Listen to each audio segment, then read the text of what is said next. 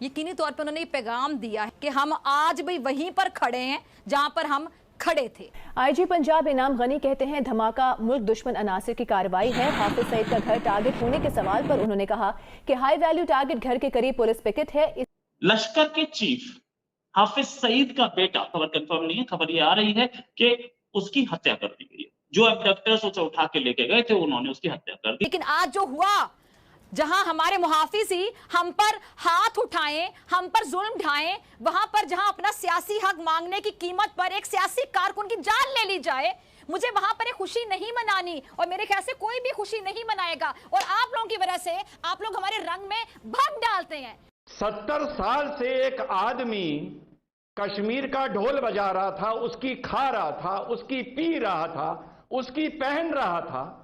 हमारे बेदिल प्रधानमंत्री ने और बेदिल हमारे गृह मंत्री ने 70 सेकंड में उस पर पानी फेर दिया। वो आईटी पे काम कर रहे हैं, हमारे कहाँ काम कर रहे हैं। नए नए तरीके याद करने हैं। मांगना कैसे है? अब बांध रोड लेनी है, ठीक है, लत बन लेनी है, ये मांगने के नए तरीके से खाते। चाइना आपका दोस्त है? कौन है? चाइना। आपको किसने कहा? हम तो गुलाम हैं उनके। कर्जा कितना लिया आपने? कह रहा है कि पाकिस्तानी खुफिया एजेंसियां हाफिज के बेटे का पता लगाने की कोशिश में है। जो अबडक्टर्स लेके गए थे उन्होंने उसको बहुत टॉर्चर करके उसकी हत्या की। उसकी लाश जबा वैली में मिली, केपीके में। भूखा मार दिया, कपड़े उतार दिए, नंगा कर दिया। अब क्या वो बोलेंगे नहीं पाकिस्तानी? आपके सीने में दिल ही नहीं है? चीमा, मैं तुम्हारे साथ खड़ा हूं, हिंदुस्तान का मुसलमान, इस दुख की घड़ी में। तुम लोग नंगे हो गए हो, नंगे। और तुम्हारे लिए ये लेके आया हूं केले का पत्ता, और इसमें मैंने बना दिए छेद। गल्फ कंट्री से खबर आ रही है कि वहां पे जो बेकारी पकड़े जाते हैं उनकी जेलों में 90% उनमें से पाकिस्तानी होते हैं। तो है ना, पाकिस्तान का पहला नंबर है किस चीज पूरी में? दुनिया में। ये वो भी हैं रिजवान अहमद का मैं रुख करता हूं। रिजवान साहब, भारत के मुसलमान हैं आप, लेकिन ये कमर चीमा और इमरान खान प्रधानमंत्री हैं, लेकिन वो बात ऐसे कर रहे हैं जैसे वो मस्जिद में तकरीर दे रहे हैं, और वो भी हाफिज सईद के बगल में बैठकर। अमीश भाई, जय हिंद, वंदे मातरम। जितने भी यहाँ हमारे भारत के पैनलिस्ट हैं उनसे मैं कहूँगा पहले मेरी बात सुन लें। देखिए अमीश भाई, मुझे आज आपकी एक बात समझ नहीं आ रही है, बुरा ना मानिएगा। मुझे लगता है जैसे आपके सीने में दिल ही नहीं है, आप बेदिल इंसान हैं।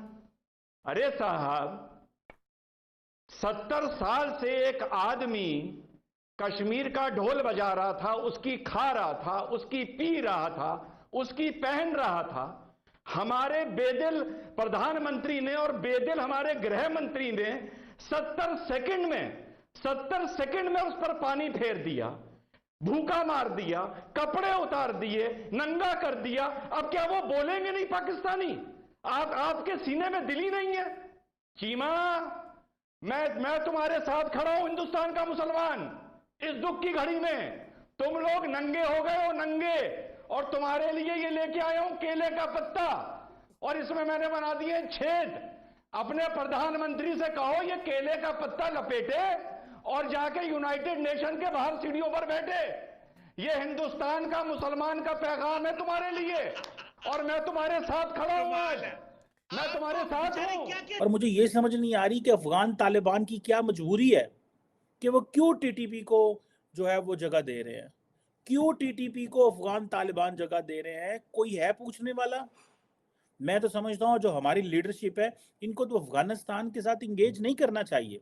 अगले दिन तो हमने इनके बॉर्डर बंद किया था और ये घुटनों पे आ गए थे, और आमिर मुत्तकी ने कहा जनाब कि हमें तो प्लीज़ थोड़ा टाइम दें, और हमने 200 एंटी मिलिटेंट पाकिस्तान जो ग्रुप से पकड़ ली। आज उनको पता था कि आज का दिन पाकिस्तान में छुट्टी है, दुश्मन को पता है उसको छुट्टी है, आज पाकिस्तान में छुट्टी है, और आज पाकिस्तानी अपने नबी की किस देखे। एक वक्त था हम कहते थे लो जी साड़ी इंडिया ना लड़ाई है, और भाई क्वेश्चन ये है कि इंडिया तो अपना काम कर रहा है। इंडिया तो जाके वो कह रहा है जी हमारी तो चीन से लड़ाई है। अब वो तो कह रहे हैं कि जी हमें तो इमर्जिंग टेक्नोलॉजीज में जाना है। हमने 75-76 साल अपनी फौज को तैयार किया इस चीज के लिए कि जी इंडिया से लड़ाई है, जी हमारा किसी लड़ाई नहीं है। अब ये जो नए दुश्मन हमारे पैदा हो चुके हुए हैं, ये जो नए दुश्मन है, इनका क्या करना है? इनको कैसे खत्म करना है? क्यों अफगान तालिबान देखिए, सबसे पहले पाकिस्तान को इनका बाइकआउट करना चाहिए।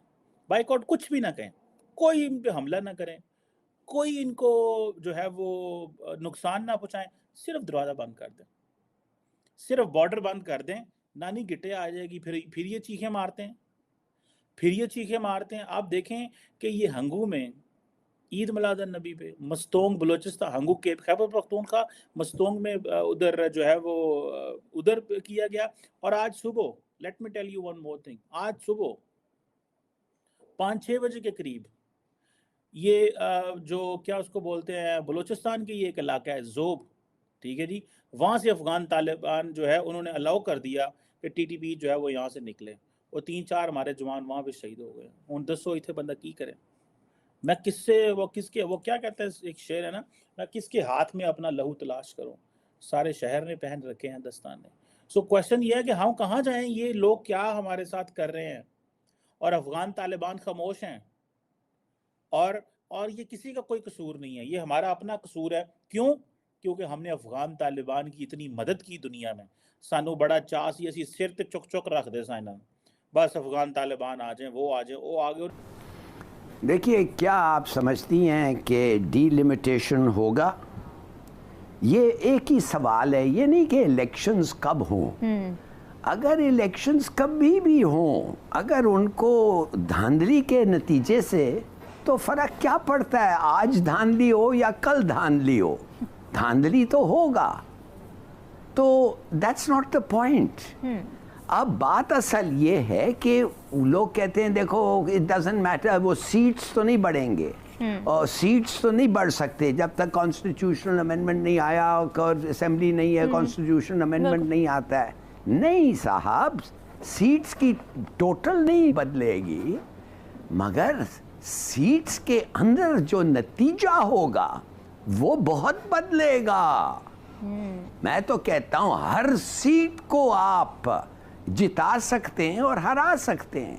और जिन लोगों ने ये डीलिमिटेशन की थी 2018 के लिए, 2013 में, और वो 2018 में भी चला था, वो तो नहीं चाहेंगे। That is a favourable distribution of votes with in the constituency. मैं आपको थोड़ा सा, पता नहीं हमारे लोग समझते हैं कि नहीं डीलिमिटेशन, जेरी मैंडरिंग। देखिए, बात असल ये है ना कि एक मुल्क में जिधर 80% लोग लिखने और पढ़ नहीं सकते हैं, चलिए 80% नहीं तो 60% कर दें जो लिख और पढ़ नहीं सकते, उनको आप जेरी मैंडरिंग और डीलिमिटेशन और सेंसस, ये क्या एक्सप्लेन कर सकते हैं? आप बताएं मुझे।